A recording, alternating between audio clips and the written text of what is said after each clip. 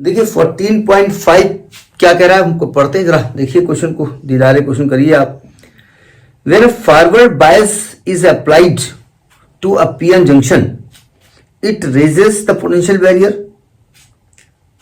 and reduces the majority carriers current to zero, lowers the potential barrier and none of the above। पहले इसका answer क्या होगा वो देखने के पहले फॉरवर्ड बायस की बात कर लेते हैं।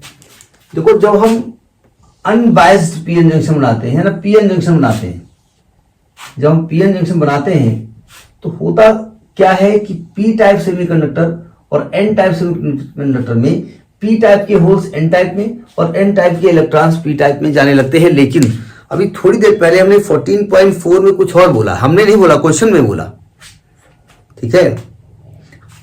हमने आपको पढ़ाया था कि जंक्शन फॉर्म करने में पी टाइप के होल एन रीजन में, एन टाइप के इलेक्ट्रॉन पी रीजन में जाते हैं। ये एक दूसरे से अट्रैक्ट भी कर रहे हैं और प्लस इनका कंसंट्रेशन भी है।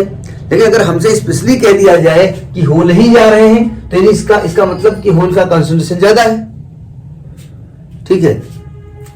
अब देखो जब हम इसको बनाते हैं तो थोड़ी देर बाद क्या होता है, पी टाइप में जंक्शन के पास इलेक्ट्रॉन और होल्स मिलकर के न्यूट्रलाइज कर देते हैं और पी टाइप में एक नेगेटिव पोटेंशियल डेवलप हो जाता है और एन टाइप में एक पॉजिटिव पोटेंशियल हो जाता है और एक इलेक्ट्रिक फील्ड डेवलप हो जाता है इंटरनल, और इस लेयर का नाम रखते हैं हमने डिप्लेशन लेयर, और एक पोटेंशियल बैरियर क्रिएट हो जाता है, इसको हम कहते हैं बैरियर पोटेंशियल। चैप्टर तैयार होना चाहिए आपको, बैरियर पोटेंशियल। पी टाइप में होल्स हैं और एन टाइप में इलेक्ट्रॉन्स है, मेजॉरिटी, माइनॉरिटी तो ही अलग की बात है। अब हम अगर फॉरवर्ड बायसिंग करते हैं तो हम क्या करते हैं, पी टाइप को किससे जोड़ देते हैं, पॉजिटिव से, पी टाइप को पॉजिटिव से, एन टाइप को नेगेटिव से, ठीक है। अब ये यानी हमने एक्सटर्नल इलेक्ट्रिक फील्ड उल्टा क्रिएट कर दिया इंटरनल से। तो ये जो आपकी फॉरवर्ड बायसिंग है वो क्या करती है, डिप्लेशन लेयर को तोड़ने की कोशिश करती है ना, यानी बैरियर पोटेंशियल को रिड्यूस कर देती है। भाई बैरियर लगा था ना, बैरियर लगने की वजह से करंट फ्लो नहीं हो पा रही थी बिकॉज ऑफ मेजॉरिटी कैरियर्स। भाई माइनॉरिटी तो करंट फ्लो कराने लगेंगी, अगर हम यहाँ वो लगा देते रिवर्स बायस भी तभी फ्लो करते, ठीक है। तो यहां पर ये बैरियर को तोड़ता है। तो आपके पार्ट कौन कौन से दिए हैं, पहला पार्ट दिया है रेजेस द पोटेंशियल बैरियर, जी नहीं, रिवर्स बायस फॉरवर्ड बायस में पोटेंशियल बैरियर बढ़ता नहीं है, काम खत्म।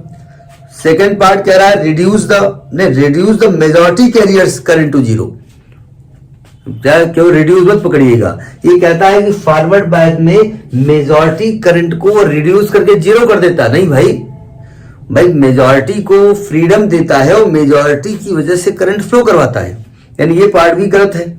लोअर्स द पोटेंशियल बैरियर, जी हाँ, पोटेंशियल बैरियर की वैल्यू को कम कर देता है, यानी कि इस डिप्रेशन लेयर को रिड्यूस कर देता है, और नन ऑफ द अबव तो कोई बात ही नहीं है, ठीक है। यानी कि जब फॉरवर्ड बायस अप्लाई करते हैं तो ये पोटेंशियल बैरियर को अपोज करता है और इसको लोअर करता है, रिड्यूस कर देता है। और आपने मालूम है बैरियर पोटेंशियल कितना होता है, सिलिकॉन का शायद 0.7 होता है, 0.3 होता है।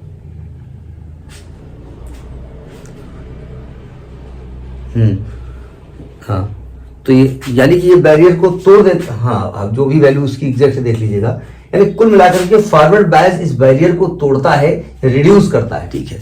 इसका कौन सा पार्ट सही है, C part of this is सही, सी इसका सही है, ठीक है। तो ये आपका 14.5 हुआ, ठीक है।